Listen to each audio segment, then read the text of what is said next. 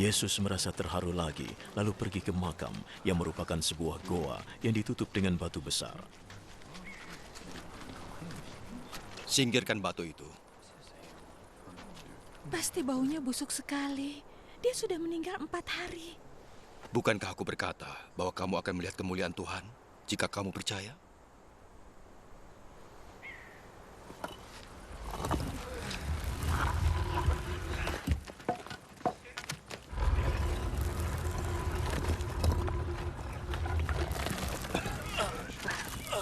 Mereka menyingkirkan batu itu.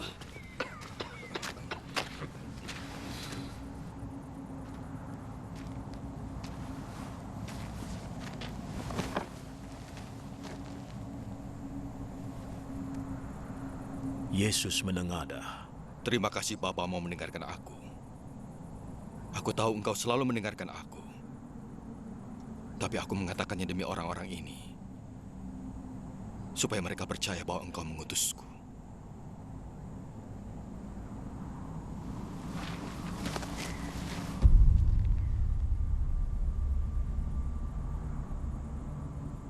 Sesudah berkata begitu, ia berseru dengan suara keras. Lazarus, keluarlah.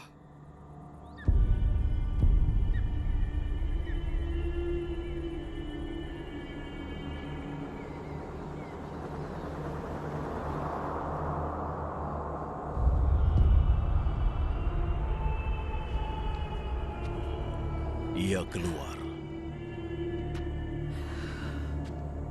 Tangan dan kakinya masih terbungkus kain kafan.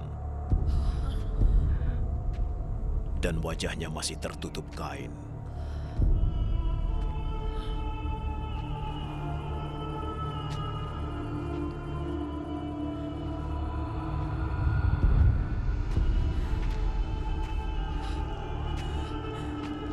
Lepaskan kafannya dan bebaskan dia. Banyak orang yang datang mengunjungi Maria melihat perbuatan Yesus, dan mereka percaya padanya.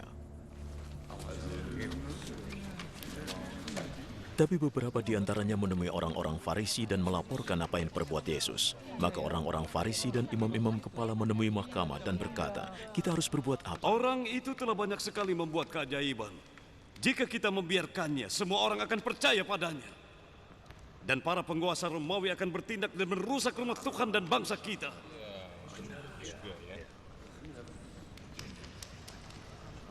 Salah satunya yang bernama Kayafas, imam agung pada tahun itu berkata, Kalian sungguh bodoh. Tidakkah kalian sadar bahwa akan lebih baik bagi kalian jika membiarkan satu orang mati demi seluruh rakyat daripada seluruh bangsa ini hancur? Sebenarnya ia mengatakan itu bukan dari pikirannya sendiri sebagai imam agung tahun itu. Ia menubuatkan bahwa Yesus akan mati untuk bangsa Yahudi, dan bukan hanya untuk mereka, tapi juga berusaha untuk mempersatukan kembali anak-anak Allah yang telah tercerai-berai. Semenjak itu, para penguasa Yahudi bersekongkol untuk membunuh Yesus. Maka di Yudea, Yesus tidak lagi tampil di muka umum. Ia pergi ke sebuah tempat di dekat padang gurun, ke kota bernama Efraim, di mana ia tinggal dengan murid-muridnya. Hari Raya Paskah Yahudi sudah dekat. Banyak orang dari desa sudah pergi ke Yerusalem untuk menjalankan upacara pembersihan diri sebelum perayaan itu. Mereka mencari Yesus, dan saat berkumpul di rumah Tuhan, mereka saling bertanya, "Bagaimana menurutmu? Pasti dia tidak akan datang ke perayaan, kan?" Imam-imam kepala dan orang-orang Farisi sudah mengeluarkan perintah bahwa jika ada yang tahu keberadaan Yesus, ia harus melaporkannya sehingga mereka bisa menangkapnya. 6 hari sebelum hari perayaan, Yesus pergi ke Betania, tempat tinggal Lazarus yang sudah dibangkitkan olehnya.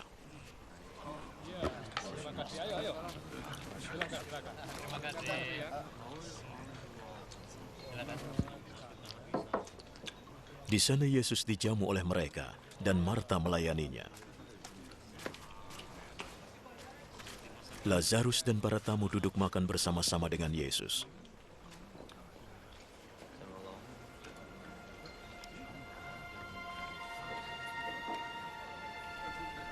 Lalu Maria datang dengan setengah liter minyak wangi narwastu yang sangat mahal. Ia menuangnya ke kaki Yesus dan menyekanya dengan rambutnya. Harum minyak wangi itu memenuhi seluruh rumah.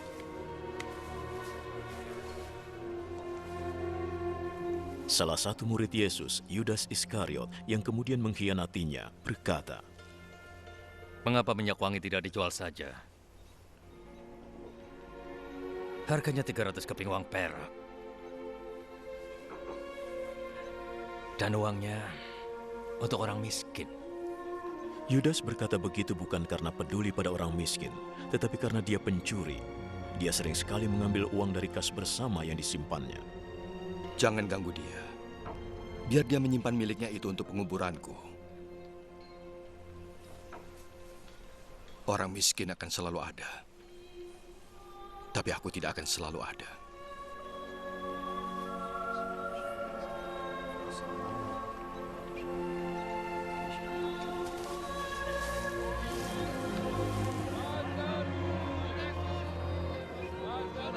Banyak orang Yahudi mendengar bahwa Yesus ada di Betania, jadi mereka pergi ke sana, bukan hanya karena Yesus, tapi juga untuk melihat Lazarus yang telah dibangkitkan oleh Yesus. Maka imam-imam kepala berencana untuk membunuh Lazarus juga, karena ia menyebabkan banyak orang Yahudi menolak mereka dan percaya kepada Yesus.